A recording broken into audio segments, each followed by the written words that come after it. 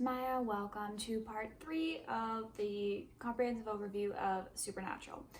I don't really have anything to say in this part, so we're just going to begin the video. Okay, let's roll again.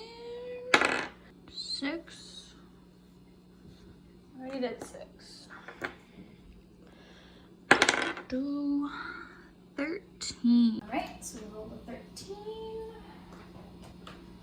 The relationships, familial, platonic, and beyond. Alright, so I actually decided to refilm this part, at least the first portion of this part, because I wasn't super happy with how it turned out the first time around.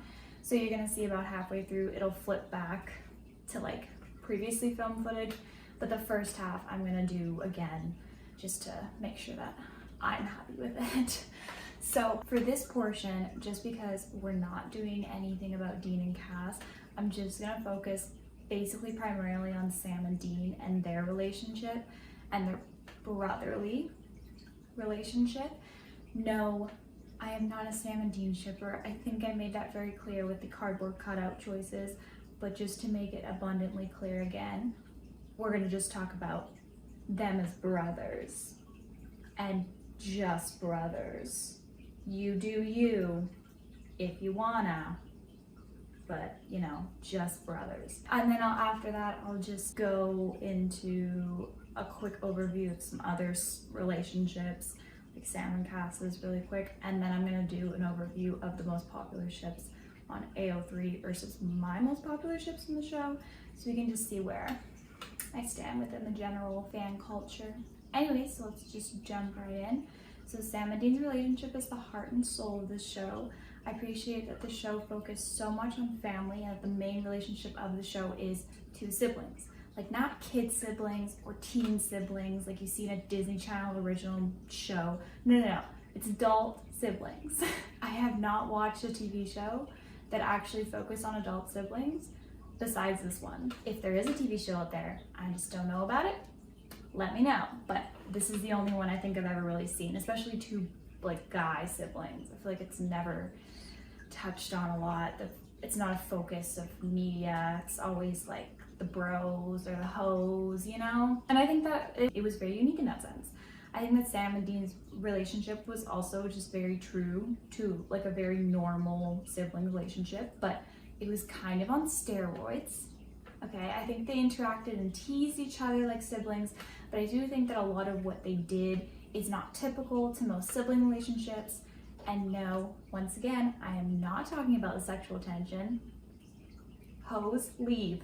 I'm talking about the codependency, okay? So how I will be presenting this is I'm gonna go back and forth presenting a good and then a bad in their relationship. I think they have some really amazing things about their relationship, but I also think there's a lot wrong with the relationship that I want to talk about as well. This is obviously only my opinion, and this is just what I think of the relationship, what I see as good, what I see as bad, how I interpreted certain events and how I interpreted how they interacted with each other. So if you like something that I didn't, that's totally fine. I'm just kind of saying what I believe and how I interpret the script, which is what you're supposed to do with fiction. And yeah, so like no hate to them. I actually really enjoy their relationship, but at the same time, I don't think it's without its faults. So I just wanted to get into that.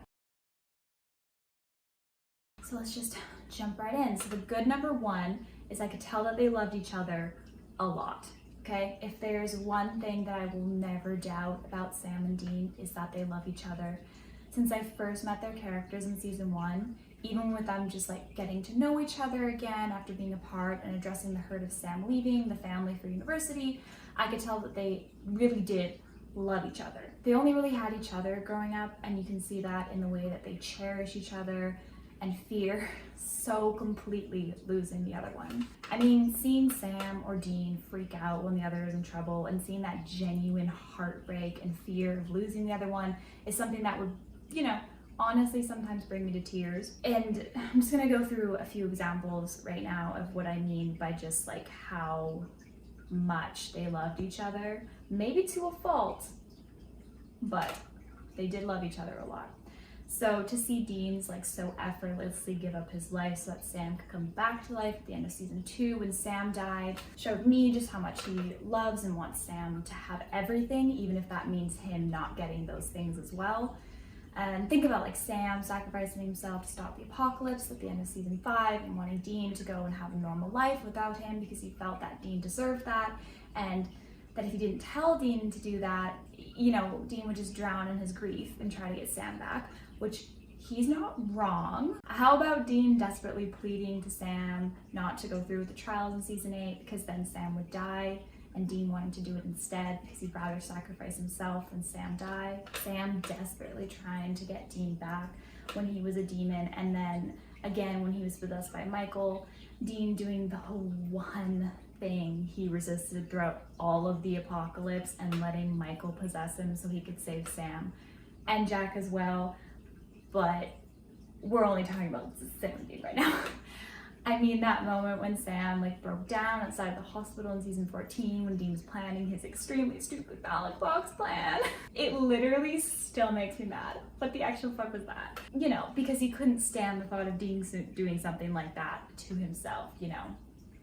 Putting himself in a coffin at the bottom of the Pacific Ocean and just chilling in there for all eternity. Because why the fuck not, you know? No other options, no other options. We had no other options. Even though we found another option. It's fine, it's fine. They're constantly there for each other through thick and thin. They face problems together as a team. I know that there is no one in the world that Dean loves more than Sam, and that Sam loves more than Dean. And you know what honestly sucks? Is they gave us such a stupid ending, but they actually had Dean say that he loved Sam, and I'm pretty sure that was the first time that he had ever verbalized that. Obviously his actions show that the entire series, but first time he ever verbalized that. And then Sam just didn't respond. Like, what the fuck were the Supernatural writers smoking when they came up with that ending? Were they fucking high? What were they on? Come on, come on. Tell me. You can't have written that sober. You just can't have. It's like, I'm sorry, this is like the last fucking monologue on his earth. He's dying on rebar. He's got like maybe 5 minutes left. And you know, I understand why, even though I hated it, I understand why they didn't have Dean reciprocate Cass. I can understand the logic in that because they didn't want the gay. Fine, I get it. But why the fuck didn't you let Sam reciprocate Dean? Are you really so scared of the Sam and Dean shippers? Like, no one's gonna sit there and be like, oh my god, that I love you is like so romantic. Because you can say I love you to your sibling and have no one, well, besides the Sam and Dean shippers, but you can completely argue on the other side. Whereas Cass and Dean, it was a little bit more nuanced. The Sam and Dean I love you would have been nothing to you.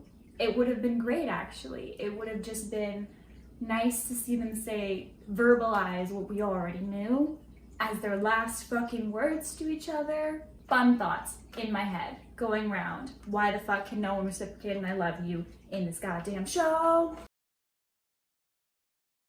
Anyways, bad number 1, they can't let the other one go. Look, I know I just wrote an entire paragraph about how much they love each other, but at some point you have to let someone you love go, especially when you are not following that other person's wishes and feelings. Your feelings towards that person is not more important than their bodily autonomy, okay? Yes, okay. Take a shot every time I mention the goddamn Gabriel possession of Gadriel. Gabriel. The shippers would love that. No, Gadriel possession of Sam in season 9. I just think that was bad. I think it is unhealthy how they can't let the other one go.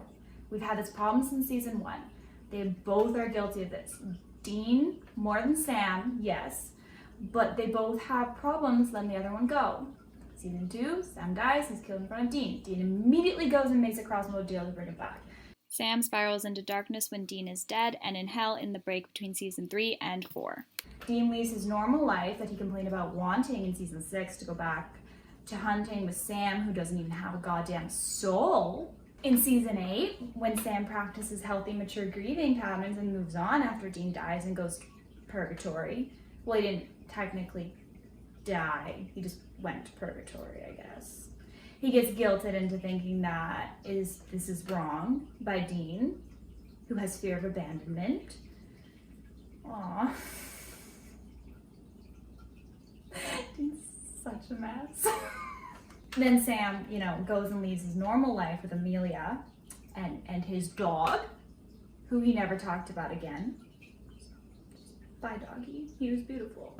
That he always complained about wanting to go be with Dean, who he was pissed at for the entire first half of the season. Oh, here we go again. Dean lets an Angel Ride co-pilot unbeknownst to Sam in season 9 because he couldn't stand Sam dying, even though he knew and he verbalized that he knew Sam would rather die than let an angel possess him.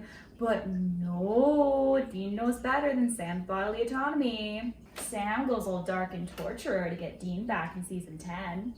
And Jared Padalecki broke his elbow, after Dean goes away to blossom his relationship with Crowley.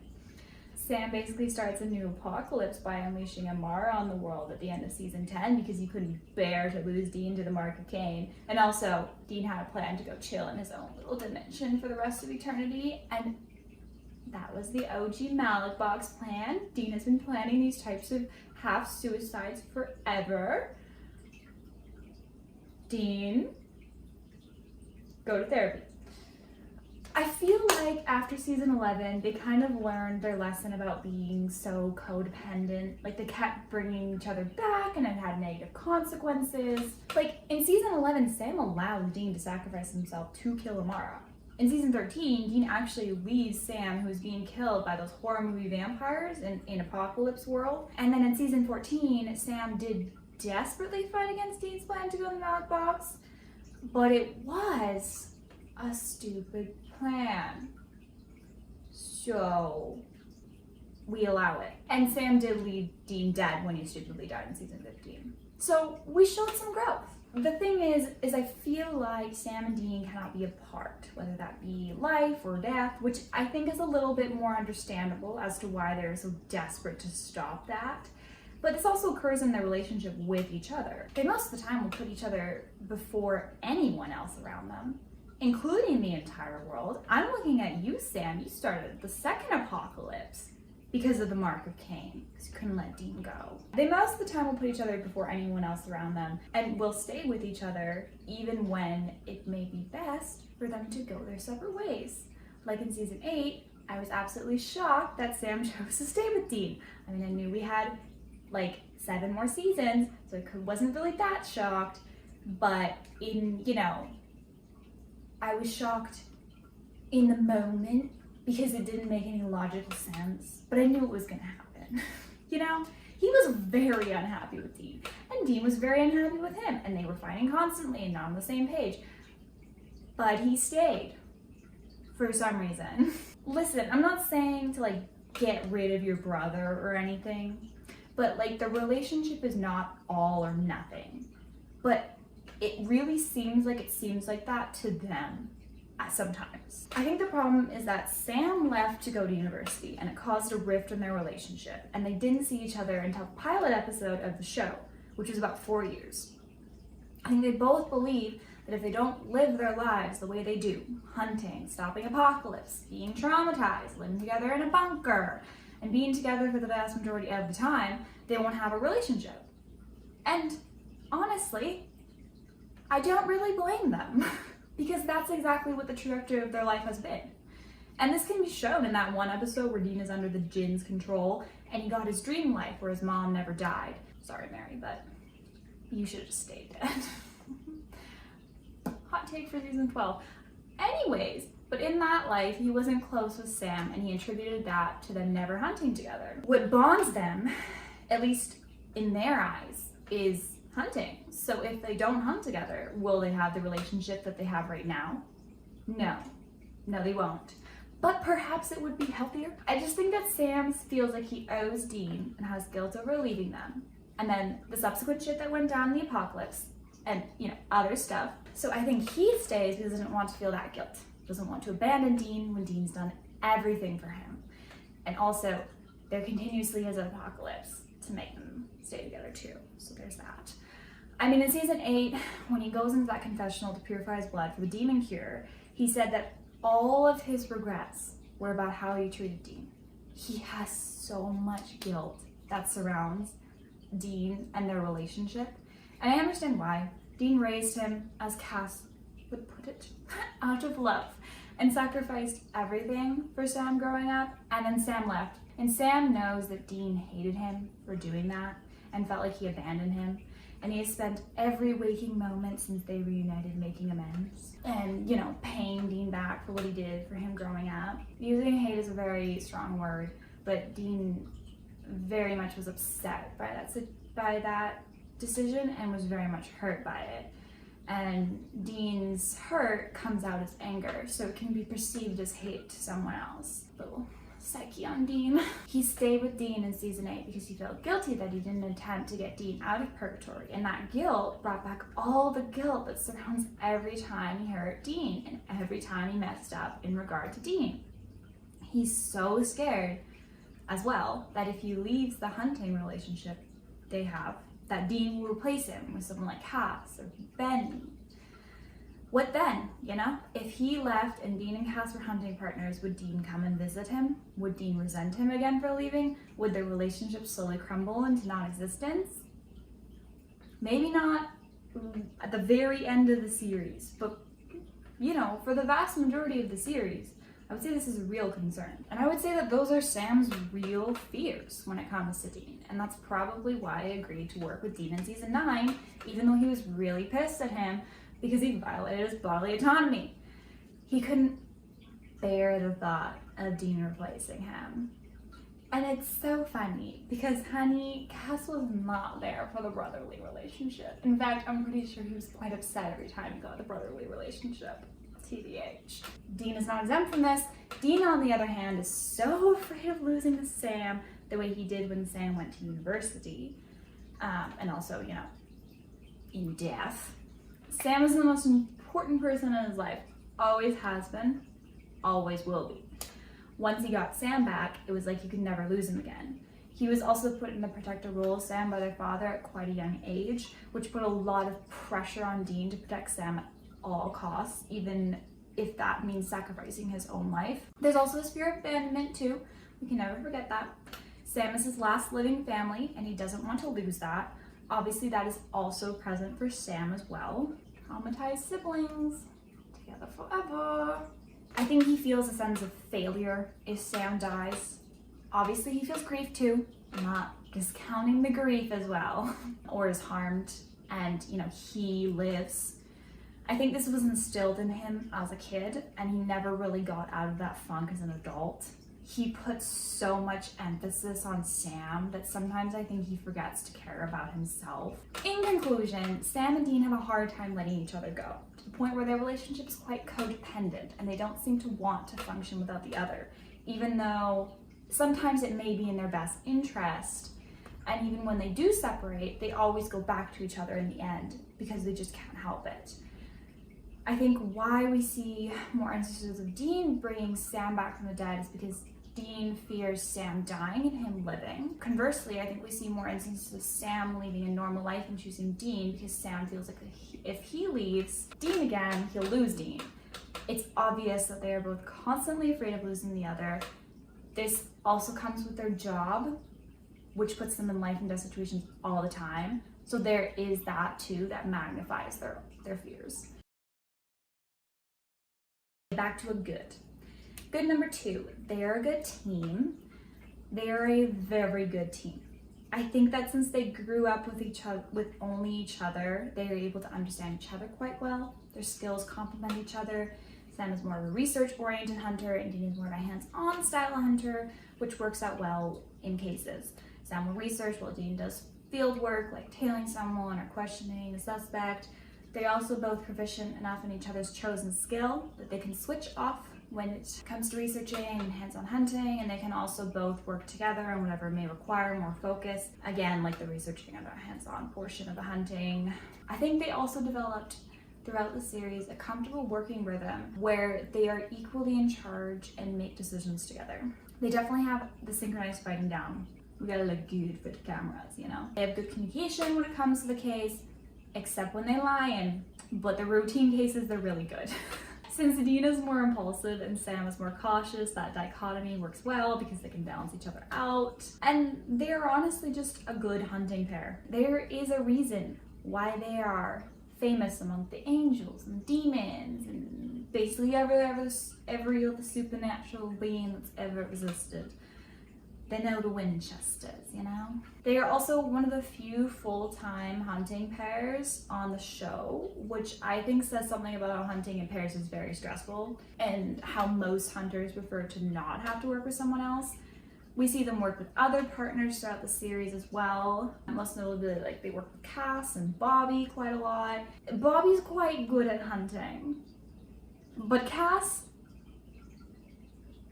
I mean, he gets better, but my boy's meant for bigger picture stuff. The routine cases, never good. Yeah, but you can see that, like, there's a very easy workflow that comes with Sam and Dean working together that isn't always present with other people like Cass. Like, I think Cass has a great dynamic with Sam and Dean, but I don't think it's something that works well when it comes to routine cases because he doesn't have that same working dynamic. He's still beautiful though. Yeah, basically Sam and Dean are very amazing hunters and it's due to their teamwork, at least in my opinion.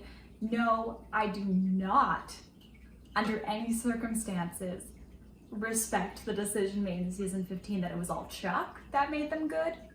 Hell fucking no. Suck my dick, Supernatural. What the fuck was that? Take it back. Make it go 3-6 steps back. You're just erasing so many years of them grinding and working and you're saying it's all fucking Chuck and they're useless without it. That's just fucking disrespectful. Like, come on, guys.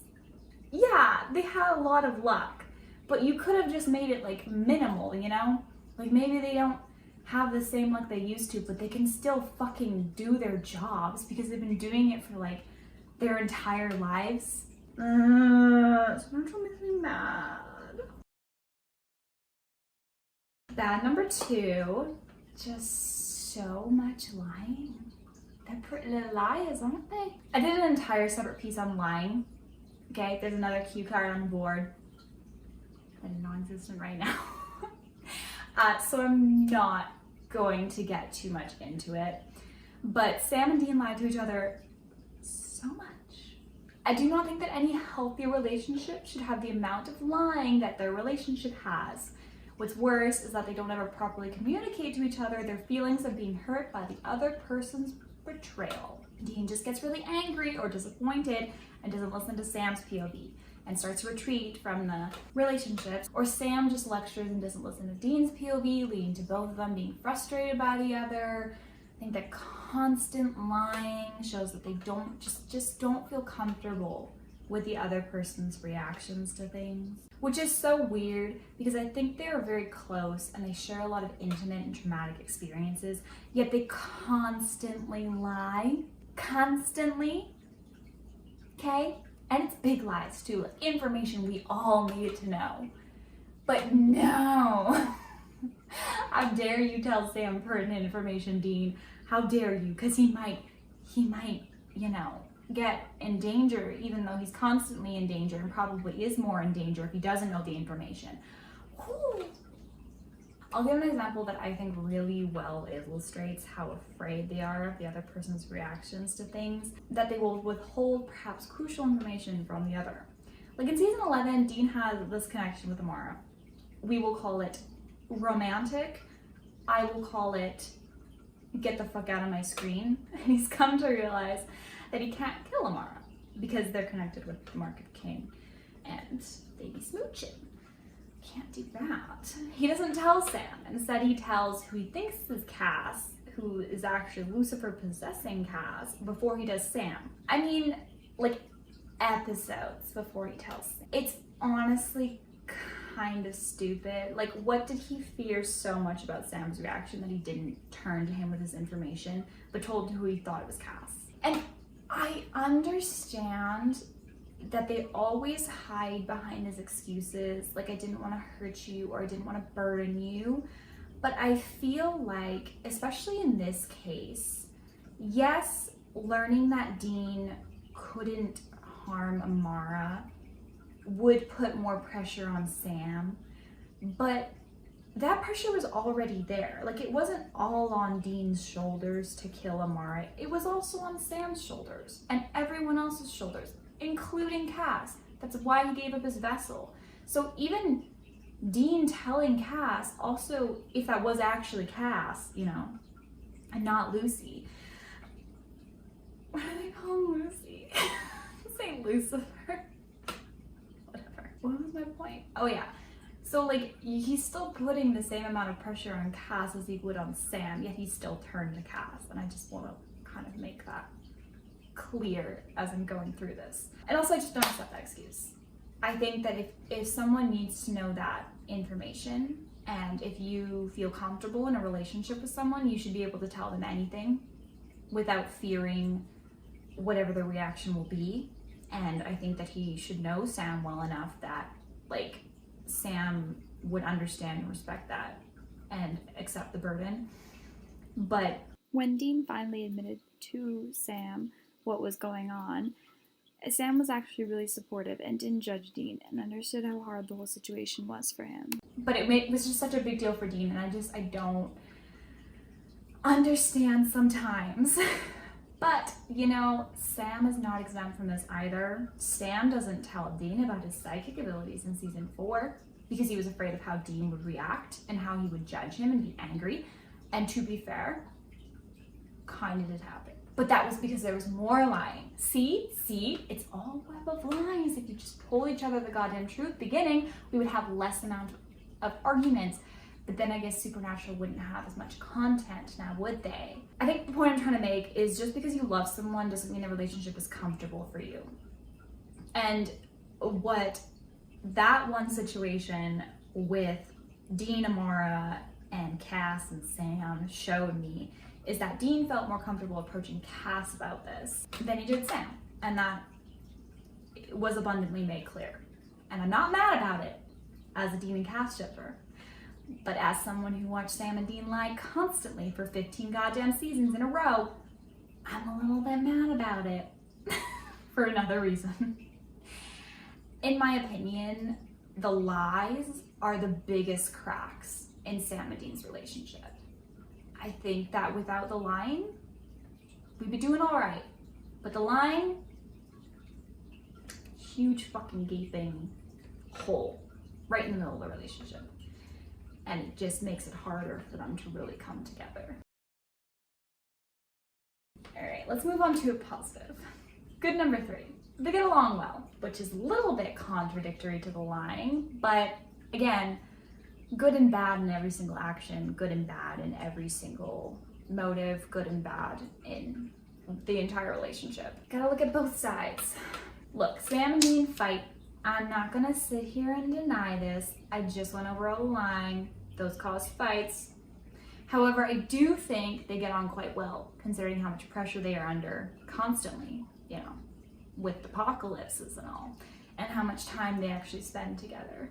I mean, they spend almost every single day together. Most of the time, they're constantly in high stress situations, and yet they still enjoy each other's company. They still joke around easily with each other. The banter and chemistry is really good. They will watch movies together, they eat meals together, they have a lot of mutual friends. They also know how to give each other space and are able to have their own time. They genuinely like spending time with each other. They're honestly best friends, and it's sweet. I mean, they did raise a kid together, you know? Though one was better than the other at it. Guess who? The answer is not Dean. Bad number 3, they have problems respecting each other's wishes. As you may have picked up on when talking about how they can't let each other go, they really have a problem respecting each other's decisions. I think this was clear from the get-go with Sam leaving Dean and John to go to university. I don't think that decision was ever fully respected by Dean because it meant Sam leaving the family behind, which is something akin to abandonment. Again, hi Dean's fear of abandonment. Nice to see ya. That was the main beginning of the didn't respect decisions. Now I'm just gonna list a bunch of examples throughout the series. Dean didn't respect Sam's decision to want to die instead of go bad and lead Yellow-Eyed Demon's army to the end of the world in season 2. Sam didn't respect Dean's decision to make a Crossroads deal to save Sam at the end of season 2. Dean didn't respect Sam's decision to train to use his psychic powers to kill Lilith and do what he thought was stopping the apocalypse from starting in season 4. He was wrong. Not the point though. At first, Dean didn't respect Sam's decision to sacrifice himself to stop the apocalypse in season 5. And Sam didn't respect Dean's decision to become Michael's vessel to stop the apocalypse by killing Lucifer in season 5. Dean didn't respect Sam's wishes to continue to not have a soul in season 6. Dean didn't respect Sam's decisions to have moved on and found himself Amelia and a dog in season 8. Sam doesn't respect Dean's wishes to have a vampire BFF named Benny in season 8, who was beautiful by the way. Dean doesn't respect Sam's wishes to do the trial and die, closing the door to hell in season 8. Dean doesn't respect Sam's bodily autonomy in season 9 by letting an angel prank co-pilot. But also Dean doesn't respect Sam's wishes to die in season 9. Sam doesn't respect Dean's wishes to be BFF with Crowley and be a demon in season 10. He left a note, completely explanatory. Why did he follow him? Sam doesn't respect Dean's wishes to not use the Book of the Damned to get the Mark of Cain off of his arm in season 10. Sam didn't respect Dean's wishes to be in the Malik box at the bottom of the ocean in season 14. Sam doesn't respect Dean's decision to let their kid blow up to kill God in season 15, and Dean doesn't respect Sam's wishes to not have their kid blow up and kill God in season 15. Look, lay these all out, and it's very clear that for the vast majority of these, and this is not a comprehensive list by any means, them stepping up and stopping that person from doing whatever they were going to do that the other didn't approve of was a good thing, or would have been a good thing. You know, like obviously these were all done with love in their hearts and none of these were malicious. They were just protecting and loving each other and looking out for each other. That being said, I do think that sometimes they felt as though their wishes for that person circumvented that other person's wishes. Like if Sam is dying and would rather die than let an angel co-pilot his body without his knowledge, and then Dean doesn't allow him to because Dean doesn't want to lose him, that's kind of like Dean saying that his wishes are more important than Sam's wishes. I don't think this is always bad because sometimes they are under the influence of like demon blood or the Mark of Cain or a lack of soul. So you can understand why they circumvented the other's wishes. I just think it does show this unhealthy part of the relationship where they think they know best for the other. You know, like when Sam was extremely disapproving of Benny as a friend in season 8, even though Sam, guess who saved you from purgatory in season 8? Bitches be wrong about Benny. Or when Dean was extremely disapproving of Ruby's relationship in season 3 and 4. He wasn't wrong, but not the point. And I mean, like, I think a good example of this actually is how, like, in the later seasons, Dean has very much accepted his life as a hunter. You know, like he had the Lisa thing and that didn't really work out, and he's kind of just accepted his life as a hunter, which I think in that moment was the right thing to do considering they had 15 seasons of this shit, and that happened in season 6, so he had to endure a lot longer. But the point being that Sam would constantly like bring up how Dean could maybe find someone in the hunter life. I remember they had a conversation in the car about it. And I remember this distinctly because he kept being like, oh, you could find someone who like understands your life and, you know, kind of is a hunter or gets how you live, Dean, you know? And I was like, who do we know who understands Dean's life? Maybe better than Dean understands his life. Who understands hunting and gets the life and, you know, maybe already lives with you and happens to maybe be a supernatural being himself and wears a trench coat. Who do we know? Sam. Who do we know? Anyways, my point being is Dean was like, no, you know, I kind of accept where I am and I think I know what I want now, and it's just to be like a hunter, and I don't want to put someone else through that. And Sam just kept insisting, and I understand that it came from a place of love, but he had to kind of realize that he needed to respect Dean's decision in that moment. If he had fought for Cass, would have been fine with it. But he didn't fight for Cass, so we're just gonna discount that. Who do we know, Sam? Who could be perfect for Dean? Whew, I don't know. Do you happen to have like a best friend? No? You didn't put it together? Is it straight goggles, Sam? Anyways, I just think that sometimes they overstep their bounds and feel that they can tell the other what to do, like, or not to do. And sometimes it's honestly really not their call. Good number 4, how they never give up on each other. Yeah, so this is a little bit contradictory to the last one, but again, good and bad in every action. If there's one thing that I love about Sam and Dean, it's how when push comes to shove, they will never give up on each other. We have so many times where they work so hard to save the other person or get the other person back, even times when one of them betrays the other. Like in Sam started the apocalypse and him and Dean ended up having, you know, a bit of a break from each other, which was good. Very healthy. Too bad it was in season 5. I had 10 more seasons of unhealthiness. Anyways, Dean, upon seeing a version of the future where he never became Michael's vessel, he saw that Sam did become Lucifer's vessel and realized that it was because he abandoned Sam and he gave up on him, so he renewed their relationship. And just some key moments that I think highlight how they never give up on each other is in season 6 when Dean does everything in his power, including making a deal with OG Death to get Sam's soul back. And even though soulless Sam was kind of a psychopath, he never abandoned him and kept fighting for him to find a solution to getting his soul back.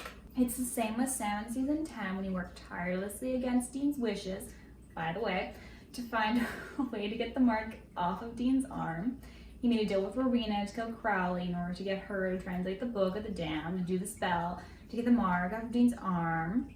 Dean was, by the way, being awful and very angry and very homicidal, like very homicidal, and Sam never abandoned or gave up on him. They will always be there for each other, and they have proven time and time again that when things get hard, they don't abandon the other person. They will continue to have hope that the other can be saved, and even when the other one has given up hope long ago. That's beautiful. Now we'll end on a bad note. Bad number 4, relationship built on the foundation of fear. Here's where I think the majority of the problems come from. They love each other a lot, but I think both of them fear losing the relationship that they were able to build up after they reunited when Sam left for university. They both fear saying the wrong thing or doing the wrong thing that will make the other one leave. They both fear each other dying constantly. That just comes with the territory of their job, though. They both fear that one day the other one won't need them anymore or will have found someone else. They both fear losing the only family they have left, but they cling on to each other so desperately. And I understand. After losing their mom so young and then only really having each other because John sucked at parenting and no one can tell me otherwise. What a shitty parent. So the reason they always put each other first is because they fear that everyone around them will leave eventually, but they are family. So no matter what, they will always come back to each other. What do you think Dean always throws around the "we're family" excuse, and Sam ends up caving in the end? Because they both believe that you can only count on your family. Look at that A+ parenting, John. Just, wow, way to traumatize your children. Yay, so good. Only John had gone to therapy, huh? Wow. Imagine if John had gone to therapy. We wouldn't have the show. You know, I had originally written this category as the fact that they don't have boundaries. And after I wrote that section, I thought about it, and it really didn't sit well with me. And I think it was because I was using the fact that they have all of the same friends as my main argument. So I called my best friends, who happen to be sisters. Yes, we are the healthier and somewhat mentally more stable version of Sam, Dean, and Cass. But they have a very strong, healthy sibling relationship, plus a mutual friend, me. I'm beautiful. They love me. I know they're watching this. Hey.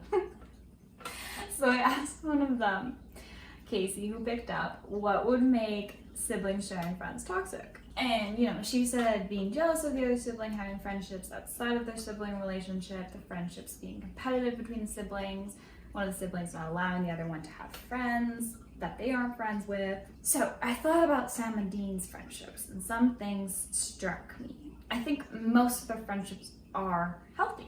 For example, I think that Sam and Dean's friendship with Jody is perfectly fine, and it makes sense for them to have her as a mutual friend. And then I thought about the Benny situation, where Sam had Benny followed because he didn't trust him, even though Dean swore he was a good vampire, and he was a good vampire. He was a beautiful vampire. Then Dean stopped being friends with Benny after Sam decided not to be with Amelia and stay with Dean hunting. Then I remember that Sam implied at the end of the season he was afraid that Dean was going to replace him with Benny and Cass, but Cass was very good to the dynamic duo. Then it hit me. It isn't that Sam and Dean share friends, it's that in some cases there has been fear of having relationships outside of the relationship. It's obvious that Sam feels like if he messes up too many times, Dean will replace him. I mean, Dean cozied up with Cass in season 5 when they were taking a break. There is a pattern. Dean, I don't think necessarily fears that Sam will replace him, but more that Sam will just leave again. From there, I came to this conclusion. It's all based on fear. Fear is what bonded them as kids, fear of being alone without each other, fear of their father, fear of the monsters they were hunting, fear is what brought them back together after they were apart, fear of losing their father. Throughout the seasons, fear has constantly been what keeps the relationship together, whether it be fear of losing one another, fear of the season villain, fear of losing someone they love, fear of someone they love, fear for someone they love, and fear of someone they love. Because Cass was the villain one season, wasn't he? Oh, there you go. Do they love Crowley? Unspecified. Or even fear, for one another.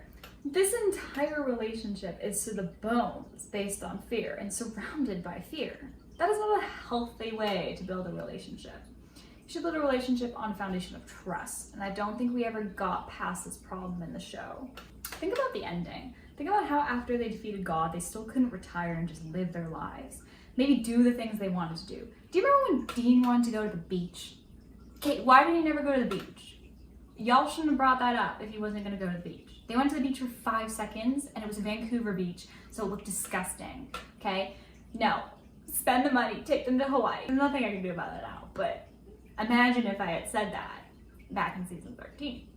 The power. It's like after losing Jack and Cass, it was only proof that all they had was each other in the end. What type of ending is that?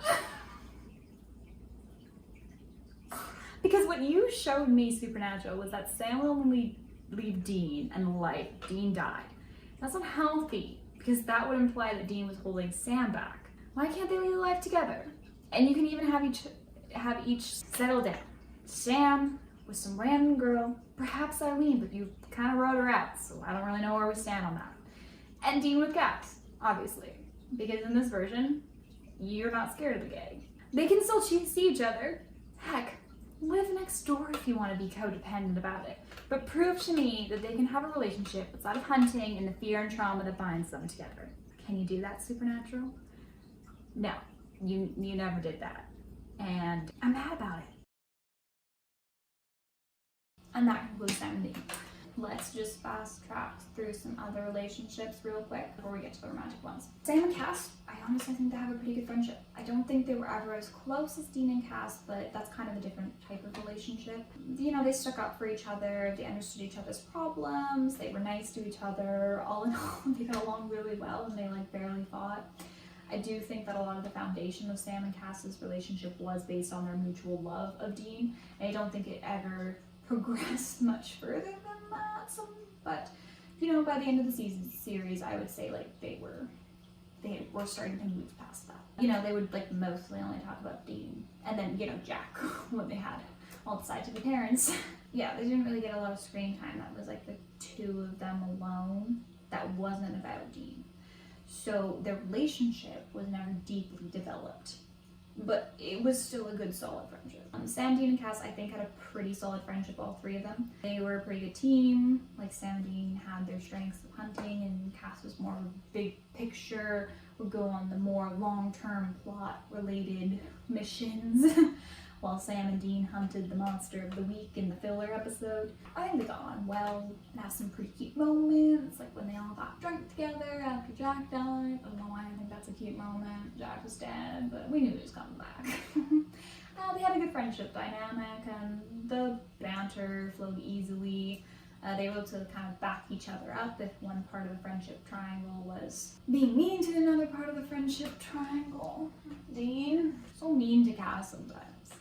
Cass did a great job of breaking the tension between Sam and Dean when they fought, and he was able to bring new perspectives to the table. Sam was able to be an in-between when Cass and Dean fought, because Sam didn't have the same level of emotional reaction towards Cass that Dean did.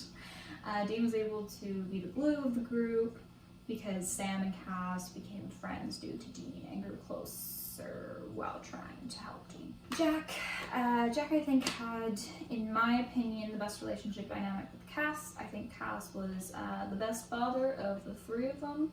Cass was able to get along easily with Jack and gave him opportunities like going hunting. He was able to understand where Jack was coming from a lot of the time because they both were immortal beings with powers. I also think that Cass saw the best in Jack and was his advocate when no one else was, and I really think that that's sweet. I do think that Jack chose Cass to be his main dad, and then by fate, he got Sam and Dean as well, so you got three papas.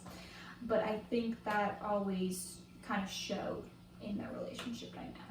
Sam was the second best father. He was very good with Jack.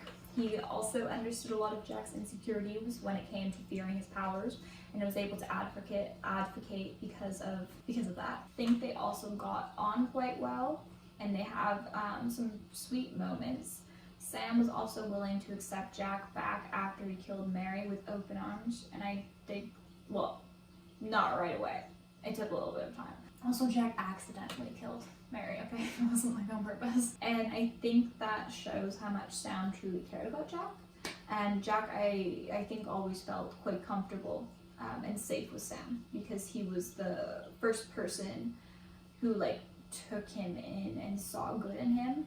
I'm really sorry, Dean, but you were the worst of the three dads. That being said, I think that Dean did do a lot for Jack. Once he started to care for him, he really did treat him like he was family. We can never forget the driving lessons and the fishing episode, or the birthday cake he made. That being said, I don't think that Dean ever fully accepted Jack, and I think a lot of Jack's insecurities in his relationship with his three dads came from Dean, because Dean was very mean to him at first, and every once in a while he would say something not great to Jack, and had a hard time showing how much he wanted Jack to be there with them. Let's switch gears a little bit. So Bobby, who was like their kind of surrogate dad, uncle thing, he was like John's good friend basically. So he was there when they grew up. I think Bobby was the best guardian that Sam and Dean ever had. I will rant about John later, but just know, I think he was a shit dad. I also wasn't very impressed with Mary all that much in season 12. I'm not gonna lie. I think her aloofness and choosing Nick to not be with her kids for a while after they literally just got her back, it wasn't great for me. I think she does need her own life, but I think that abandoning your kids who just got you back like a month ago after you were dead for a very long time, and saying you want to go back when they were little kids and spend time with them as little kids and not adults was a little uncalled for. Also, joining the British Melrose, who kidnapped your son, was a weird choice. And that's kind of all I really got for the relationship portion.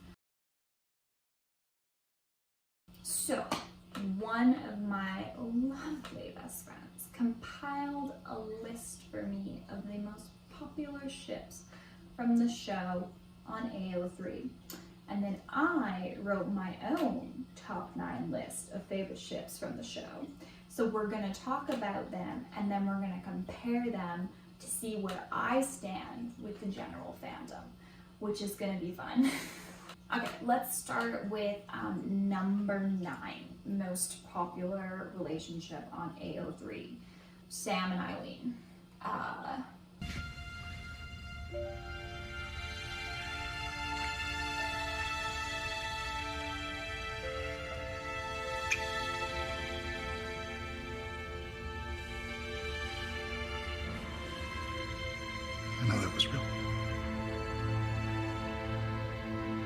So Sam and Eileen were kind of a thing in season 15. They met like I think in season 12 or 13, honestly, I can't really remember. They kind of flirted a bit. Eileen died, oh it was definitely 12 because she died in season 12 for the British Men of Letters. So it was definitely before that. Anyways, so yeah, she was killed by the British Men of Letters when they were killing hunters for like reasons. And then Sam brought her like back to life in season 15, and they kind of dated for like a little bit in season 15. It was mostly dating off screen, I'm not gonna lie. Like we saw like 2 episodes of them together, and then like Eileen dipped because Chuck, I don't know, Chuck was like, I'm controlling you all, and she's like, and I made it so that you, Eileen, would come back and have this romance with Sam, and she's like, I don't know what to believe anymore. So like she like dipped after they kissed, and then it was kind of implied in that like one episode, the last holiday where they like celebrated every single holiday, that like Sam and Eileen were dating, like they went on a date, and then she like poofed away when Chuck got rid of everyone. And then the background of her iPhone was like a picture of Sam, but I didn't even know that they were like actually an item. I was highly confused as to the relationship and what it actually was on the show. Mostly because I don't really think the show knew, and it looked like they really couldn't get the actress back for like the second half of season 15 for some reason. I'm not really quite sure what happened there. I liked their relationship. So my 9th top favorite ship, I guess, from the show was Donna and Doug. What? Lady cops can't handle the heavy lifting? I just figured we shot him full of tranquilizers. Hurt myself. I do CrossFit. And you know, I came up with like a solid, I don't know, like 6, and then I kind of just ran out of ideas because I really only had one ship from this show, right? And then I remembered that Donna and Doug were kind of cute. So Donna's like their cop friend, kind of turned her into a hunter basically, because you know they just reveal the supernatural to everyone after being like, no one can know the supernatural. I was like, okay, buddy. Oh my god.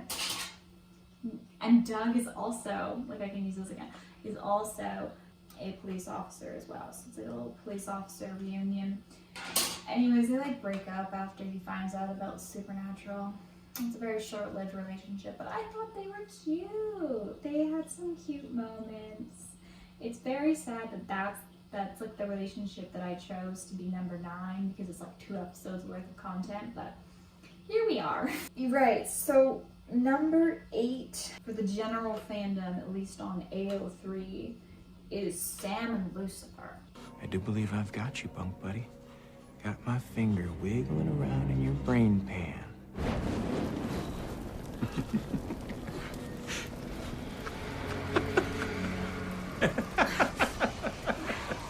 Come on, Sam. Come on. Say it with me now. Good morning, Vietnam!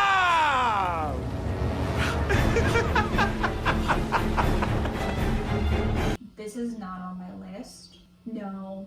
I'm really sorry.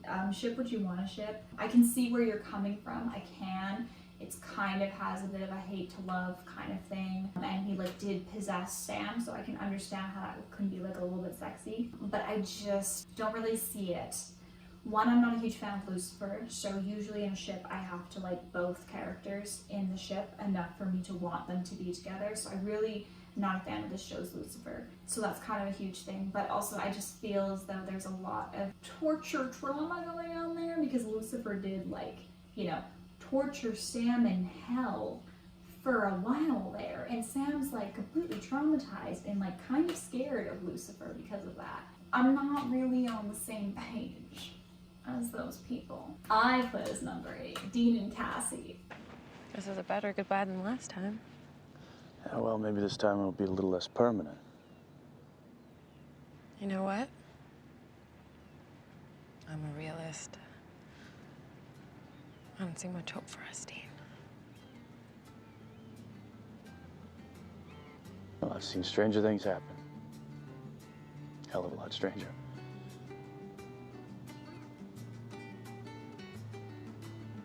Goodbye, Dean.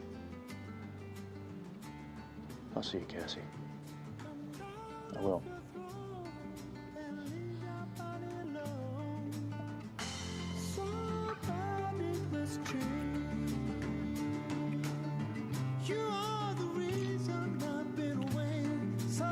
And you may be sitting there like, who the fuck is Cassie? She's one of the many love interests in season 1. She's in one episode of the entire show. She never comes back. She is like this fling that Dean had, and apparently it was like, at least they told me in season 1 that like she was one of the only people he loved, and it was like a very serious relationship, and then she like found out about Supernatural and left.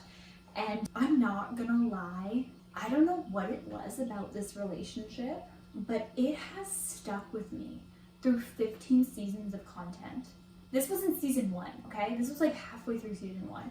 I had watched so much more content after watching this relationship. This is like a 1 week, 1 episode relationship. We never talk about it ever again.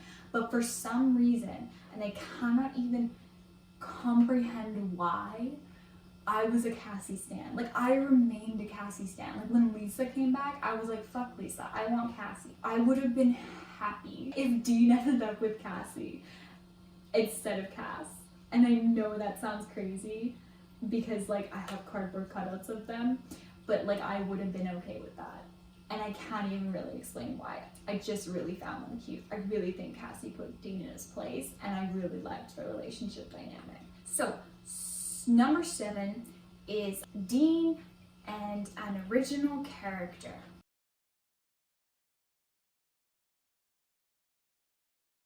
Yes, this is my favorite ship.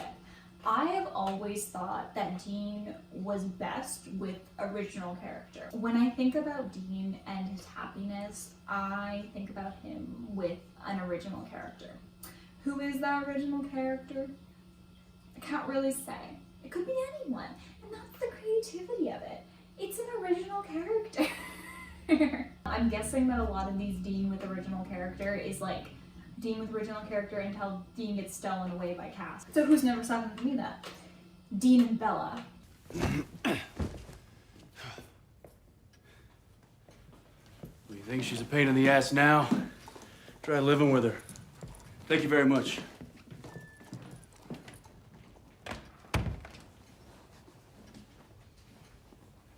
Maybe next time, give me a little heads up with your plan.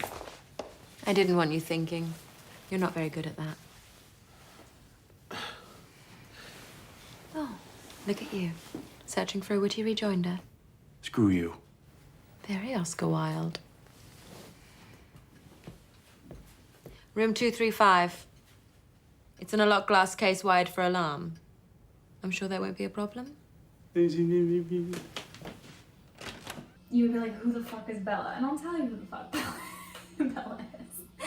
So Bella was in season 3 of Supernatural. She died in season 3. She was this whippersnapper British lady who was kind of like the antagonist. Well, like not the full antagonist. She was kind of morally gray. She was trying to get the cult from Sam and Dean. She like manipulated them. She had some cute moments. Her and Dean dressed up and went to a ball together. It was cute. And then she ended up having like a little more depth to her, where like she actually ended up making a demon deal just like Dean, but her contract was coming up as well, and she was trying to get the cult from them so that she could get out of her 10-year contract deal.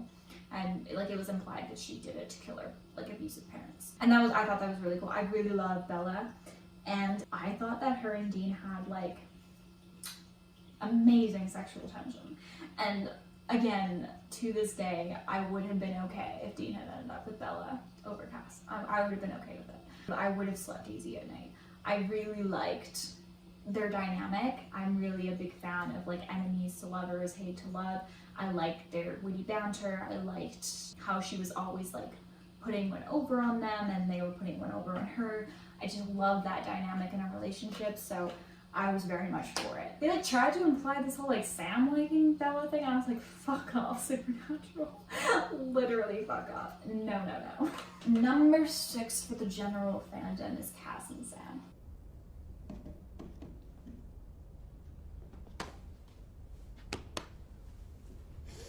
That's the part where you hug back. Oh, all right. Sorry. There you go. Cass and Sam are also on my list. And I would tend to agree. I don't think they had as much spice and flavor as Dean and Cass, but I do think that they had a pretty good relationship, and I can understand if you want something more like sweet and like kind of plain. You want two sweet little ducklings to be together. Well, okay, they're both not really sweet little ducklings, but like you get my kind of reasoning. Like they're kind of a little bit similar. So it's like having the same person in the relationship dynamic.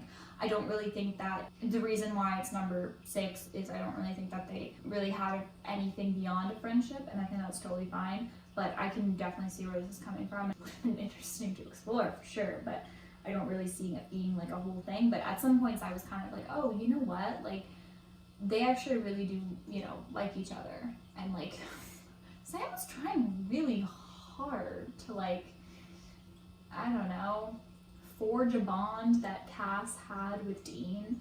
Remember when he was like trying out like his ship name with Cass? Like he was making fun of Destiel and then was like, oh, what about Samsdiel? Like I don't really think Cass, oh my god, wait, love triangle. No, I don't really think like Cass actually saw Sam in any way like that, but like every once in a while I would think Sam was like, had like an agenda. I don't really know what it was, but every once in a while I would think that. And guess what? For me, number 6 was also Cass and Sam. So I actually agree with the general fandom on that. So there you go. This one was kind of surprising to me. So number 5 for the general fandom was Jessica and Sam.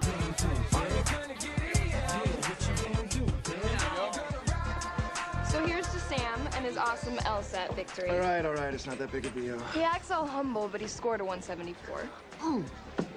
Is that good? Scary good. So there you go. You are a first-round draft pick. You know, ain't law school you want. Actually, I got an interview here Monday. If it goes okay, I think I got a shot at a full ride next year. Hey, it's gonna go great. Better. How does it feel to be the golden boy of your family? They don't know. No, I would be gloating. Why not? Because we're not exactly the Bradys. I'm not exactly the Huxtables. More shots. No. Hey, seriously, I'm proud of you. And you're gonna knock him dead on Monday, and you're gonna get that full ride. I know it. What would I do without you? Crash and burn. So Jessica is Sam's girlfriend who gets killed in season 1, episode 1. Basically, she gets killed the same way that Mary gets killed, and so she dies, and Sam kind of goes on the same type of revenge quest that John goes on. And, you know, she's brought up every once in a while. Obviously, Sam, you know, very much loved her. He was going to propose to her. They had been in a long-term relationship and all that. And obviously, like, he was heartbroken that she died. But, like, number 5? Okay, listen. I understand why people would want this to be a thing. And I do get it. I don't really have anything wrong with them. It's just we don't see a lot of them. Because Jessica's dead, and I don't really ship it. Like, I don't not ship it, but I don't really, like, ship it either. Like, there's not really a lot for me to go on, you know? Like, she's the dead wife. I mean, I want Sam to get his dead wife back, but also, like, doesn't mean I really ship him with dead wife. I don't really see a lot of him with dead wife. She just wore really short shorts that one time. Now, I'm gonna be a controversial little bitch. Number 5 for me is Dean and Crowley. What is it, huh? Why you let Mommy Dearest tie you in the knots? Because we're family. We're blood. That's not the same thing. A wise man once told me, family don't end in blood. But it doesn't start there either. Family cares about you, not what you can do for them. Family's there, through the good, bad, all of it. They got your back. Even when it hurts. That's family. That sound like your mother? Yeah, okay. You can call me Crusty Musty Dusty in the comments if you really want to, but I really loved Dean and Crowley's relationship dynamic. And there was a point in like season 9 and 10 where I was about as equal in my shipping of Dean and Crowley as I wasn't as my shipping in Dean and Cass, which is insanity because like I don't usually do that, but I really do think that Dean and Crowley there was something there. Like, I'm pretty sure Crowley was like minorly in love with him. Like, you cannot tell me, you just can't tell me that this demon like gloomily stares at a photo of him and Dean in cowboy hats. Like, they were like drinking and partying, right? They had a summer of love when Dean was a demon, and then like Dean was like too much of a demon for Crowley to handle because he was against, listening and following the rules. Oh my god, imagine. And so Crowley gave him back to Sam, and Crowley literally mourned Dean as though like he had broken up with like the love of his life. And you cannot tell me there wasn't something there. Whatever it was, I know that like it was mostly just like a bromance, and I'm cool with it being just a bromance, but there was something there, okay? There just was. And even like Dean, he had this like soft spot for Crowley. Like, I remember when they were assembling the squad to take down Amara, Dean's suggestion was Crowley. The team calls Crowley and Crowley comes. I don't know what it is about them. They have a very quick banter. It's enemies to lovers. There's this weird sexual tension vibe thing, and I don't even know how to describe it, but it's good shit. I loved it. I made a lot of drama for myself, going back and forth between shipping Dean with Crowley and Cass for a while, and I had a good time. Yeah, I don't really know what it was. Maybe I just liked shipping Dean with British people, but there was just, I really liked it, okay? I just did, and I'm not gonna lie. Number 4 on AO3 is Dean and you, which I'm assuming mean me. So Dean and me.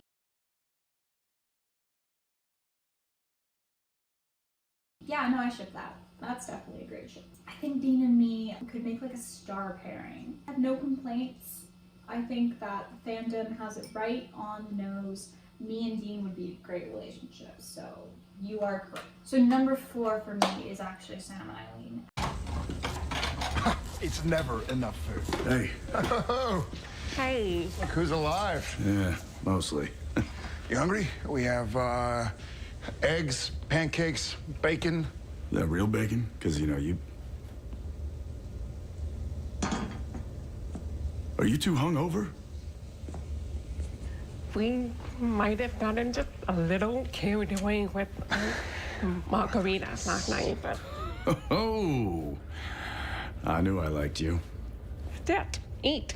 No, I can't. Wait. You're turning down bacon? Yes, yeah, I'm gonna head out.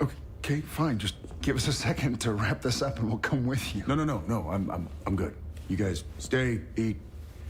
It smells terrific. And I think that though they aren't my favorite, I gotta say, I really do think that, they were cute. They got along nice. They had a good solid relationship. I got to see some of their relationship development. I was a bit bummed that I really didn't get to see a lot of their relationship, but yeah, no, I liked them. I'm pretty unenthusiastic, like I'm not super enthusiastic about it, but like I think that I couldn't put Dean and Crowley above them. I wouldn't feel morally okay with that.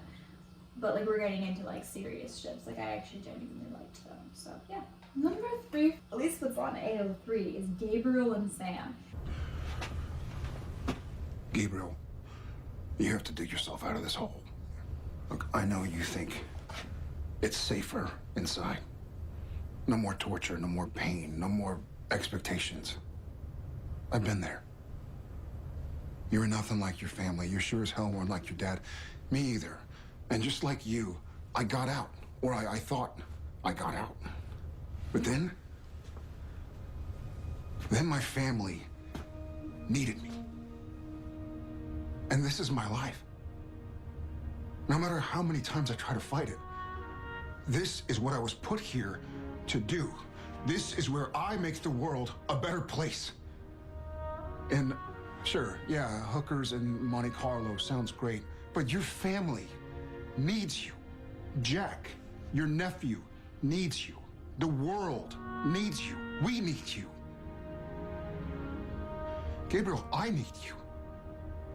So please, help us And this one took me by surprise. Usually I am right up there and I can recognize like what ships are gonna come out of this. Like I usually think I'm on board, but for some reason Supernatural fandom, we don't see eye to eye. I really don't understand the Gabriel and Sam ship. If you ship Sam and Gabriel, tell me why in the comments. Like I'm genuinely curious because for me, I didn't see a lot there. Like I don't, like what sparked it for you? I don't really know. Like they didn't really interact too much. Like unless you're going off of in season 13 when he like, Gabriel's crazy and Sam and Cass are taking care of him. But then like it's more Cass than Sam. So I'm just a little, like I'm not against it or anything. Like I don't think it's bad, but like I don't understand it. I honestly don't. So like if you do ship them, tell me why. I just want to learn. I just want to be told why I should see this relationship in a different light because I never thought about the relationship at all. Not even like it's a friendship. It just completely over my head. Like I just didn't care about them. So I don't know what I'm missing. Number 3 for me was Sam and Ruby. Just give it time, Sam. It'll get better. What? I need more practice? I'm not talking about pulling demons. I know losing Dean is... Hey, I don't want to talk about it.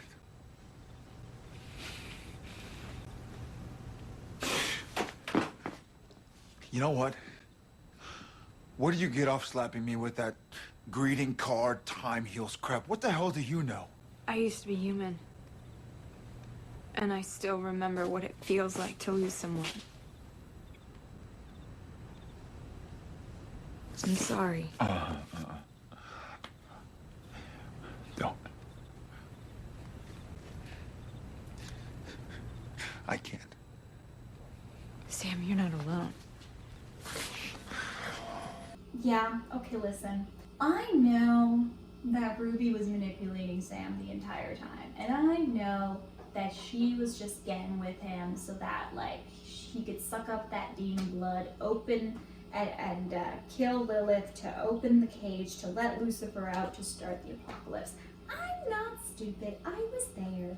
But let me tell you something. I don't know if it's because Jared Padalecki and Genevieve, well, Padalecki, they're now married, you know, have kids and all that. I don't know if they were technically together. Like, I think they got together on the set, but I honestly don't know for sure. But because they were a couple, I really think, or they were going to be a couple, or something was going on there. Anyways, whatever it was, they had intense chemistry. And those scenes where Sam is like sucking the blood out of Ruby in the hotel room in season 4, and it's like really sexy. It honestly was a very sexy relationship. It just was. I don't know if I'm just really into like the blood sucking. It was sexy, okay? They had really good on-screen chemistry. And the only reason I have for it, honestly, is that like it was just so sexy. Which is not good, but like I can't help it, okay? So number 2, as I mentioned at the beginning of this segment, is Sam and Dean. Are you sorry that after all these years, our entire lives, after I've looked up to you, after I've learned from you, I've copied you, I followed you to hell and back? Are you sorry that all of that, it means nothing now? Who's saying that? You. When you tell me I have to kill you, when you're telling me that I have to just throw away everything we stand for, throw away faith, throw away family. We're the guys who saved the world. We don't just check out of it. Sam, I have tried everything. Everything. I got one card left to play, and I have to play. You have one card today. But we'll find another tomorrow. But if you quit on us today, there will be no tomorrow.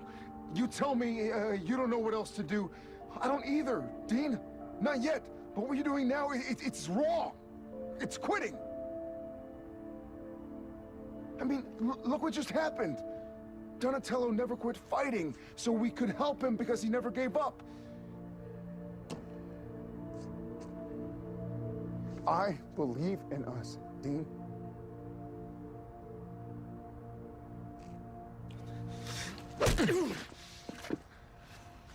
I believe in us. Hey. Why don't you believe in us too?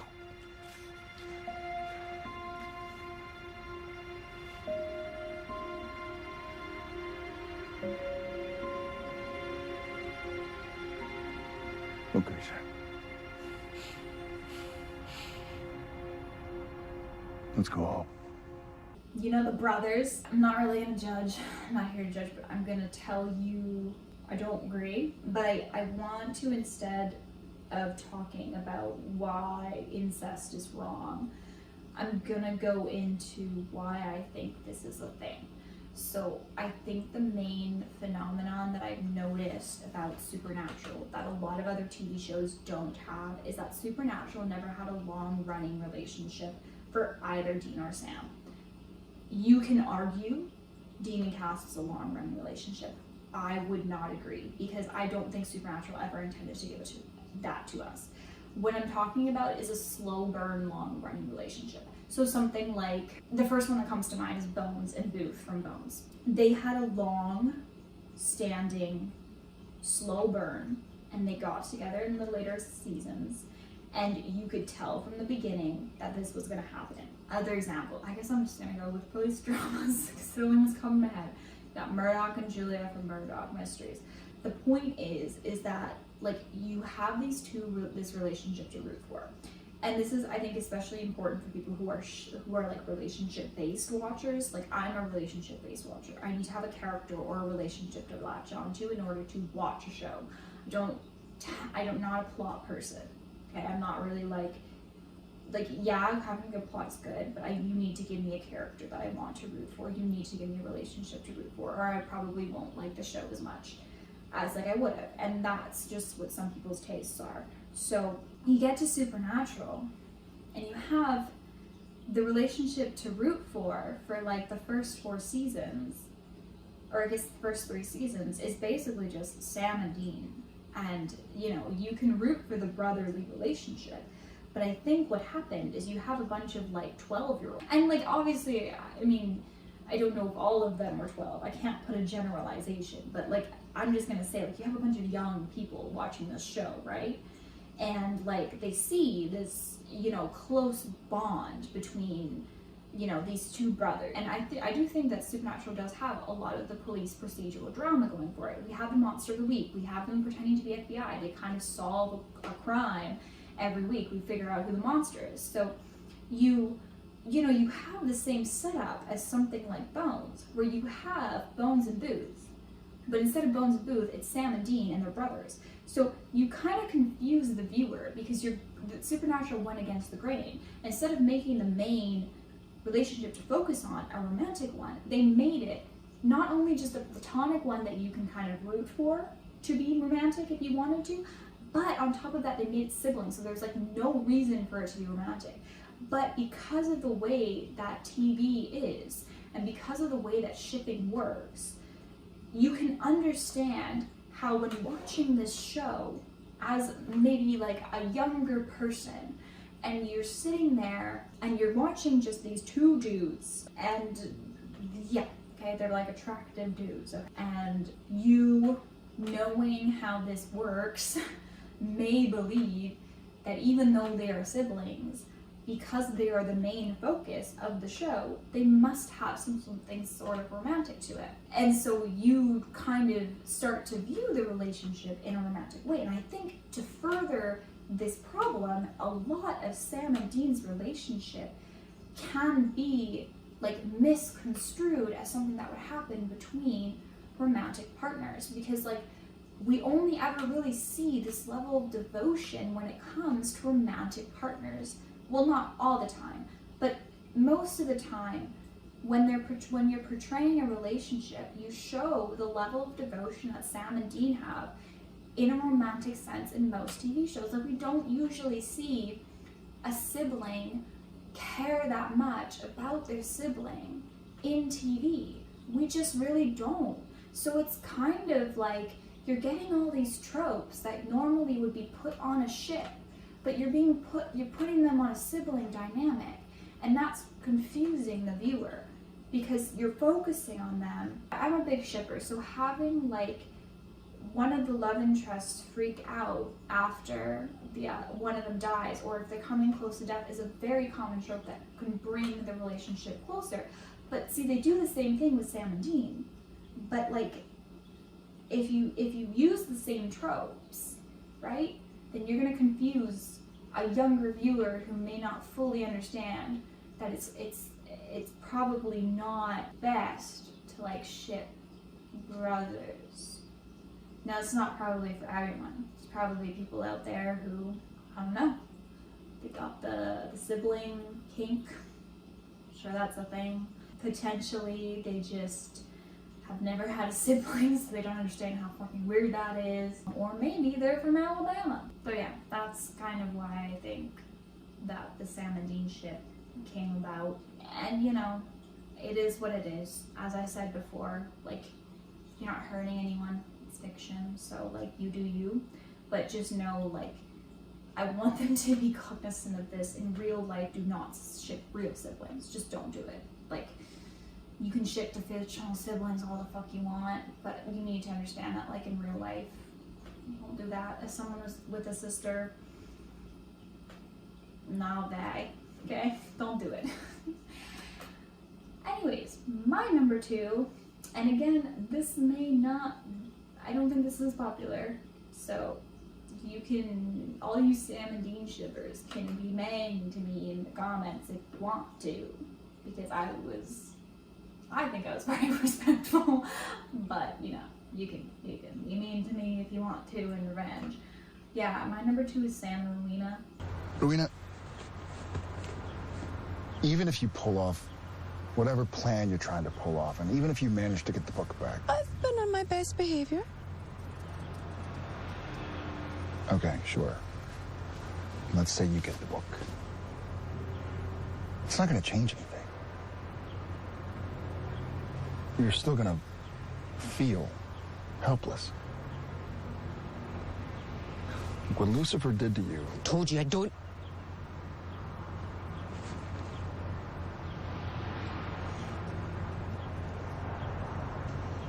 Before he crushed my skull,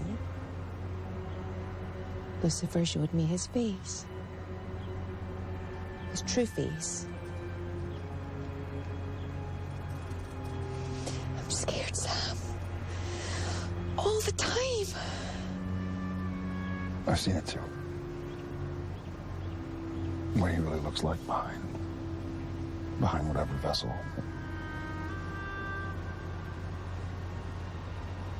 Yeah, it still keeps me up at night. How do you deal with it?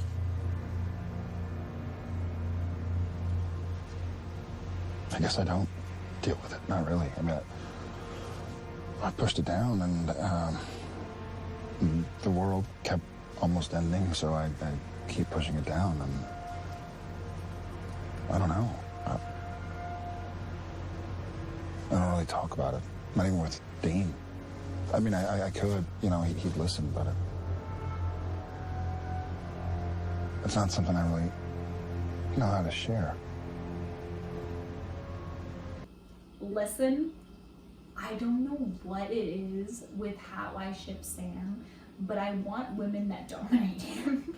I want women that have this really weird, like he's like the beta and they're the alpha kind of dealio, you know? And I feel like Rowena was that way with Sam. Also, I don't know what it was, but they had this really weird, like, sexual tension the entire time. And I was just vibing. I don't know, like, I can't even tell you. I really can't even tell you why. I was vibing so hard, but it was. Like, even my family, like, I would watch some episodes with my family, and, like, even they would pick up on, like, the weird kind of sexual tension, and then they would be, like, really disgusted by it. And I was out here like, yay! I think what really did it for me, oh my god, I'm revealing the blood cake again. Anyways, when Sam had to go get like the translation book from that safe in that like really weird house in season 10, and like he had this, and there was like this hallucination thing, right? And it kind of implied that you saw who you most wanted to see, because like Dean saw Benny, right? So like that made sense.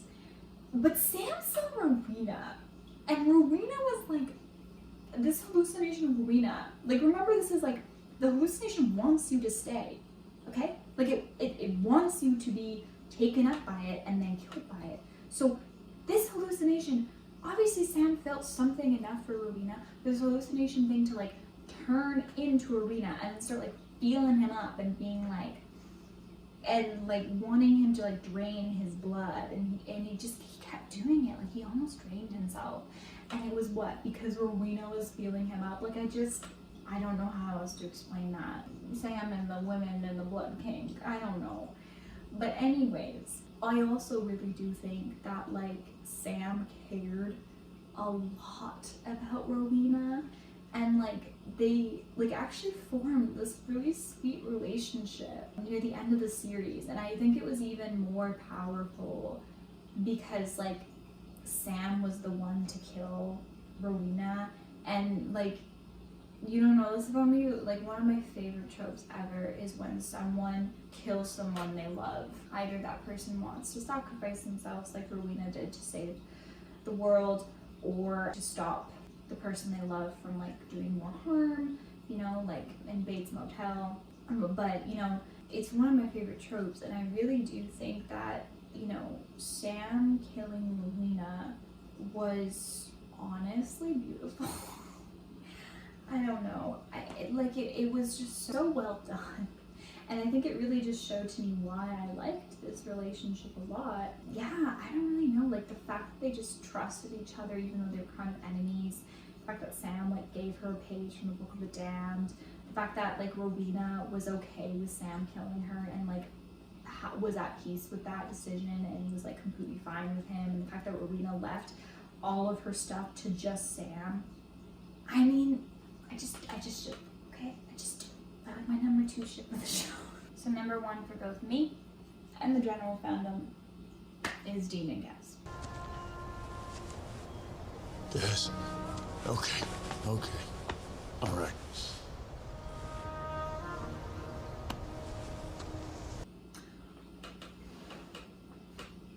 Are we surprised? And no, I will not say anything further. Okay, let's roll again. For God's sakes, why are you rolling fucking 6? Oh shit. Okay. 7. Okay, so we roll a 7. Do the ghostfacers now. Okay, so my laptop. The way that the ghostfacers portion of this video will work is that there is a web series that the ghostfacers did. We're just gonna watch a few clips of it. I've only ever seen one clip of this, and it was the one where Cass went and like told them they were gonna witness the apocalypse. Pretty short clips, so I just thought I'd watch a few of them, react, and then I'll tell you guys. And while doing that, I'll tell you guys who the fuck the ghostfacers are and why they were in this show and what happened to them in this show. So yeah, that's the plan. So I think the first important thing to note about the ghostfacers is that they are kind of the only successful spin-off attempt, though it was like a YouTube kind of dealio. I like how the IMDb for the Ghostfacers TV series says 2010, and then it looks like it never ended, but like it did end, right? Because there was only one season. So the Ghostfacers were introduced in season 2. They were the ones who were creating the Tulpa in season 2. basically just a monster that gets created by like people believing that the monster is real, and then they have to put up this certain symbol, and then that will make it appear, basically. So we get introduced to them then, and they're basically just like these guys running this blog, and they're like the stereotypical ghost hunters. Like they believe in ghosts, but they never actually had a real ghost encounter, and they're kind of fun because I'll mention this later, but it is cool to see like Sam and Dean interact with fake ghost hunters. So yeah, the Ghostfacers then had an episode in season 3, which was called The Ghostfacers, and that was shot as though it was one of those ghost hunting shows like on MTV, or I don't know where they air. But yeah, the ones where they're like holding the camera, they go around, they like pretend that they see anomalies, they like interview families, like shit like that. But this was more like it was a haunted house, and then so they went there, and then we followed them throughout the episode, and Sam and Dean came in, and it truly was a haunted house, so they kind of dealt with that, and it was filmed as though like they were the cameramen, basically. It was a very interesting concept. And so I guess from there, they actually gained a web series, and they advertised it to me in season 4. It was just like a random commercial they threw into the episode. And so I was like, oh, well, I should probably watch that. And then I never did. So here we are. We're gonna watch some of this. As I said, I've already seen the Ghostfacers meet Castiel, but that's pretty much it. It's the only one I've seen. The storyline. After their original reality TV show pilot was destroyed by Sam and Dean Winchester, yes, they did do that, the Ghostfacers continue their quest for the supernatural in an all-new web series. So excited. Let's go. I guess we can watch the supernatural Ghostfacers. Ah, so loud in my ear. Facers, our next mission, Halloween. Yo. Good day, mate. It's one of the most haunted places in Europe, so should get pretty intense. That being said, let's go over our checklist so we are prepared. Vest of Destiny. Check. Check. GMA pads. Scared? Huh? I just don't want there to be any insurance issue. Don't be scared. Jesus Christ! No, I'm Castiel.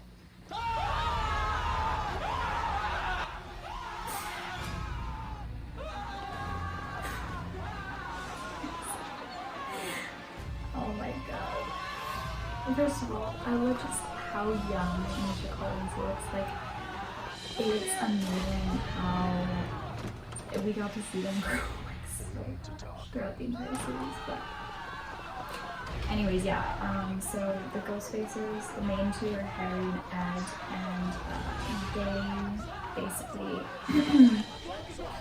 kind of wimps. I don't know if you can see them freaking the F out, but yeah, they're pretty much wimps. And they never really caught a ghost on camera because Sam and Dean ruined their chances. Yeah, they have a lot of bitter animosity with Sam and Dean too. It's kind of funny actually. No, it's a trench coat. Right, so before they introduced the angels, no one believed in them. Basically, it was kind of funny. They had this one episode in season 2 where they like went to a church, and Sam was like, "I believe in God," and all this stuff, and they thought that the ghost believed was an angel, and so it was this whole thing. And then Dean was like, "I don't believe in God," and then by the end of the episode, he like found faith, and then Knocking on Heaven's Door was playing, and it was all very oh, come on. It's all very 2000s, I will say. Call yourself an angel, huh? Do you have wings? I can't on wings either. But yeah, so they wouldn't believe in the angels because like before season 4 they weren't part of the war. And there's a supernatural book series. Guys, listen to this. Okay, Harry grabs Ed by the shoulders, choking back tears. He says, "Ed, you gotta go be gay for that This must poor be the most dead popular intern." one's cast, isn't it? This is our pilot. Where did you get this? So this is you then? That happened. Hey, who's this Carver Edlin guy? Yeah, Ed's beard is much fuller in real life. So Carver Guys, this is Edlin was seriously Chuck's everything we little did. pen name, and Chuck is I assume the prophecies God's were true. pen name. It's all very complex. Apparently there have been some gross exaggerations. Well, excuse me. Wait a minute, you said something about a prophet? The prophecy. Apparently, you will receive aid from a Holy Spirit on All Saints' Day. Or so it's written. Why do we need a Holy Spirit? You've been chosen to bear witness. Well, bear witness to what? I guess it's sort of the apocalypse. Dean by torturing in hell and Sam or killing the whip. What a fun time. The Winchesters, not only did they start the apocalypse, but they had to do to stop the apocalypse as well. Yeah, so this came out in 2011, yeah. Interesting. Any other ones that I can look at? Okay, what we got here? I guess we can watch the first one. It's a kitty cat, and he's beautiful. They have a pretty fun little theme song. Why did Sam and Dean never make a theme song? We're here in LA to continue our quest for the supernatural. There are a lot of imposters out there, but we're the real deal. You know, we had absolute proof of a ghost haunting until our rivals got the drop on us. Our rivals, But, you know, all's fair. Oh my god. Hard. We got Literally back. We let that Milo. horse know who's fucking who. and we're some pretty Did you badass get that Broncos. Oh Hey, my Drew, do you see this? It just came in yesterday. The camera with a thermal imaging mode. Right? He's a shamanologist. They brought shamans in very late. I love their little glasses. They look the ones you pick for camping. So he's been practicing his ghost martial arts a lot. Fucking picture in his room. Aw, maybe he did return Corbett's Hey, spirit. guys. What's that here? Whoa. Excuse me. Hi, I saw the ad. Is there Oh god. Amber with a Y. Good for Amber with a Y. I'm gonna watch all of them. Let's just, I don't know, pick a random one. This one looks fun. See what they did today on this episode.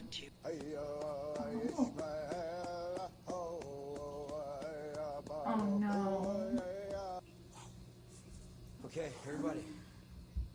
Well, that didn't feel super Well done. okay, but. With the only So known Amber in there. fires burned to ashes, the Facers Oh, Amber with Y still there. Good for her. and you're giving me a chubby. Did you say I look chubby? Oh my. Oh. Oh. Well. It's got weird. Been practicing. Oh, I think they're dating. I remember this. Aww. Cute. Love and supernatural. We don't know her. Oh, I give that film a white sage if there was a soul in it. Why do they look better than Sam and Dean's EMS? Sam and Dean's EMS look like shit, you know? Like they really. Yeah, I mean, you've got They great don't look good. jawline and flowing hair. The camera loves you. I am ready for my close-up, Okay, Mr. well, Ed. Well, that was a fun exploration of the Ghostfacers. Alright, okay, so that was a look at the web series. Kind of glad I didn't watch it all the way through. I do think that the Ghostfacers, for what they were quite funny, and they did bring like a fun element to the show, because usually we have these like serious hunters, or we have like the victims, or we have people just don't believe in the supernatural, but we also have, you know, in the real world, people who do believe in the supernatural, and so Harry and Ed kind of represent that, and it's fun to see them, you know, interact with Sam and Dean, actual hunters. Yeah, I just wanted to look at the web series. It is interesting that I only got one season. I don't know if it just didn't play well. It looks like the only one that did decently well was like Castiel one, which again makes sense because Cass was a fan, is a fan favorite. I do want to mention that they had 2 other attempts to make spin-offs that did not actually end up getting even 1 season. So this was like a 1-season YouTube web series, and obviously, as we saw, like those clips are quite short. But the two other attempts was this one with this like Chicago boss kind of dealio. So there was like the 5 families in Chicago, and they were the 5 monster families, and we were following this one cop whose, I think, dad died or something, and then was haunting him, and then this other guy who was like the troublemaker son of one of the 5 families. And Sam and Dean, they meet them when they like go to Chicago to solve a case. It's like a 1 episode interaction to introduce it. It's basically just the pilot. And you know what? It wasn't that it was bad or anything, but I think the problem with at least the Chicago one, in my opinion, was that it was so far removed from the supernatural universe. Like, at least with the Ghostfacers, that was part of the supernatural universe. You can do things like having them meet Cass and it can make sense, but the Chicago one was so in its own little bubble and it was like so different and it was kind of going for this soap opera feel. And I'm not saying that supernatural isn't sometimes just like a soap opera, because it's very over dramatic at times, but this was very much like a telenovela style where it was like you got the 5 mob families, but not in a cool way. No, it was like the 5 mob families of like 50 Shades. I don't know the name of a telenovela. What's it, Days of Our Lives? Wasn't Jensen on that? We'll use that one. Yeah, so it was like the mob version of Days of Our Lives. So it just wasn't that great. Also, the chemistry wasn't really there between the cast. Like it didn't really flow super well. So I think that's kind of why that one didn't get picked up. And also I think the premise was quite weak. It was like feuding families basically, and then the one cop was like trying to take down one of the families that killed their dad, I think, if I'm remembering correctly. I honestly didn't care enough to even write any notes on that one. And then the other attempt was The Wayward Sisters. So that one was, I think, a little bit more of a good attempt. This one was basically going to follow all of the women hunters, or like women supernatural beings if you count Patience, who was a psychic. Yeah, I was going to follow all of the women that we get introduced to throughout the series. So Claire, who was Cass's Vessel's daughter. So Cass's Vessel's name was Jimmy, and that was her daughter. She's in the show quite a lot and then abruptly stops being in the show right after they did not pick up the Wayward Sisters pilot. I'm guessing it's because her actress wants to go be in the Society, which also didn't get a 2nd season. So, and then it was like Jody, who's Sam and Dean's friend. She was originally like Bobby's friend. Her like family got eaten by zombies, or like no, her son died and then became a zombie and then ate her husband, and then they both died. She like takes in Claire, and then Alex, who I mentioned before, was the vampire blood bag, and she takes in Alex and Claire as well. And then there was also Patience, who was Missouri Mosley, who was like in season 1. She was psychic that John went to and that Sam and Dean also went to, and Patience was Missouri Mosley's like granddaughter, and she was also going to be in it. And then Kaya, who is a dream walker that Jack tracks down when he wants to open a portal to an alternate dimension to get Mary back in season 13. So that was going to be them. And then also I think Donna was going to be in it, who was just like their cop friend who they kind of made a hunter. And I'm pretty sure the plot was going to be that Dark Kaya, who came from the Monsterland alternate universe, she had killed real Kaya, so then Dark Kaya came to our world, and it was going to be like this revenge plot kind of thing where like Claire was going to get revenge on Kaya's death, and then I guess it was going to be all of them together, and they were going to probably do like the same kind of format as Supernatural, where it would be Monster of the Week, but overarching plot was like getting revenge. And you know what, I honestly think the structure of it was quite weak, because it all based on this supposed relationship between Claire and Kaya. And I think the problem is that was barely developed. I was supposed to believe, because I got told later on, that Claire was in love with Kaya. She knew Kaya for a day. One day. And like, I'll accept liking, but you cannot be in love with someone after one day. I am so sorry. I know that she died in front of you, and you can be upset about that. Totally. If you weren't upset about that, it would be weird. But it's like, it made sense that John went on a crazy revenge quest, or that Sam went on a crazy revenge quest after their significant others died, because they had been with them for a very long time. The love was well established. John had 2 fucking kids with Mary, okay? But Claire and Kaya were knew each other for like a day, and then Kaya died. And it's like, so you're gonna like commit your entire life, or not entire life, but like the next few years of your life to getting revenge for this girl that you knew for a day. It was a really poor setup, and it didn't really give me any information of like what we were gonna have entail, because it seemed like a very loose plot to begin with, and I also don't think that episode was very well shot or directed or anything, so it fell very much flat, and I understand why CW didn't pick it up. But the point of this segment is that Supernatural cannot make spin-offs to save their lives. It looks like they have ideas and they try to, but I think what they kind of fail to understand is that Supernatural's brand is Sam, Dean, and Tess. It just is.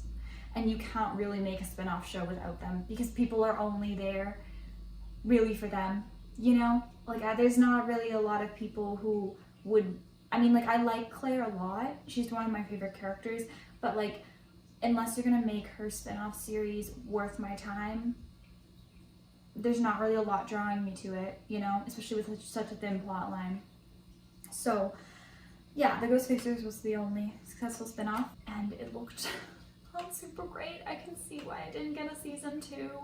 Yeah, so anyways, in the show, the Ghostfacers actually do come back, or at least Harry and Ed come back, and they come back in like season 9 when Sam and Dean are fighting, and we find out that, like, I guess Harry and Ed have been tracking down this monster. I think it was Ed that made it up. Yeah, it was Ed that made up the monster, so that Harry would stay in the Ghostfacers, because I guess everyone had moved on or something.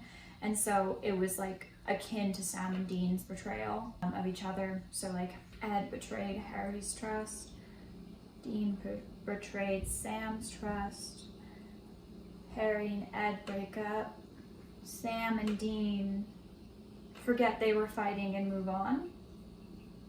I don't know, there were supposed to be parallels, obviously, because like there is parallels between Harry and Ed and Sam and Dean. The only difference is that Sam and Dean are brothers and Harry and Ed are just best friends. I was meant to be shown what? I'm not quite sure, but they did bring the Ghostfacers in, and they concluded the plot line by having Harry and Ed split up, and it looked like they would renew their friendship at any point. So it was definitely an interesting way to end it.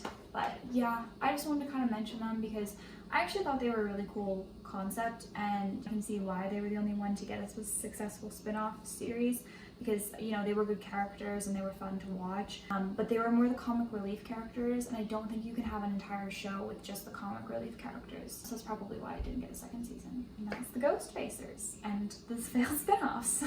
Thank you so much for watching. I hope you enjoyed it, and the next video will probably be out next month. Thanks, bye.